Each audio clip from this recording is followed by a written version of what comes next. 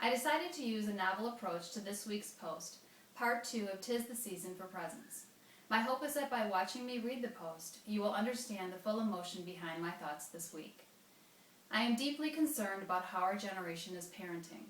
I think primarily because of the fast pace of our lives, we have learned to overindulge our children, and we are falling asleep at the wheel of instilling strong, solid morals and values.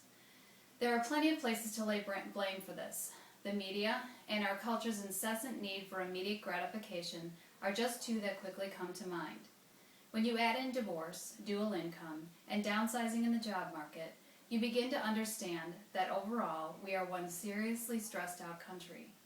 I believe this stress is being handed down to our children in the form of what I call unconscious parenting. Unconscious parenting starts with our giving in too easily, whether that means buying the latest toy to quell our guilt for working so many hours, or because we feel compelled to try and keep up with our neighbors. Maybe it comes in the form of allowing your child to sleep over at another's house when you've never met the parents. In the back of our minds, we know that this is wrong, yet we do it anyway.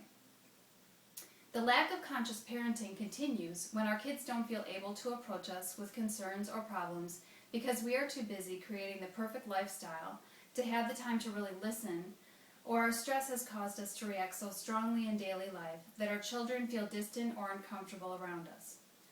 Another way I think we are clearly failing as parents is by not holding our kids accountable for their actions. Or we hand down a punishment and then don't adhere to it. It is too much effort to listen to them fuss and complain. I'll enforce it next time, we think. Consistency is one of parenting's greatest challenges, yet it also produces the greatest rewards. Children grow into adolescence quickly. Days turn to weeks, weeks into months, months into years, and during that time, ever so slowly, the bond we intended to create with our offspring splinters and breaks because of misunderstanding, miscommunication, and most of all, stress. You know, I like to use music in my posts, and this week is no different. To me, this song, Christmas Canon in D,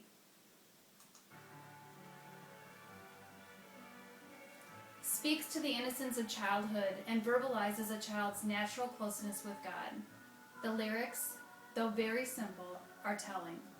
This night, we pray, our lives will show this dream he had, each child still knows. Our children are looking to God and to us as parents to love, protect, and guide them in a present and conscious manner.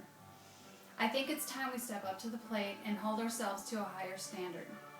To actively demonstrate to our kids that life does not revolve around shallow media messages, an unending quest for financial gain, or the continual pursuit of earthly pleasures. Please consider taking a step back this Christmas, back into your family, in whatever shape or form your family takes. Evaluate where you might need improvement as a parent, and seek help for your family where it's needed. We get one chance at this parenting gig, and although sometimes it feels never-ending, the reality is that our influence on our children is quite fleeting. What they take from their childhood will be carried into adulthood, and if it's meant to be, into the parenting of their own children. I'll be taking 2 weeks off from writing and from work to be with my family. During that time, I plan to evaluate how I can be a better wife and mother in 2013. I hope you will join me the first Monday in January when I return to posting my weekly thoughts about marriage, faith, and family. Until that time, be grateful for what and for who you have in your lives. Merry Christmas!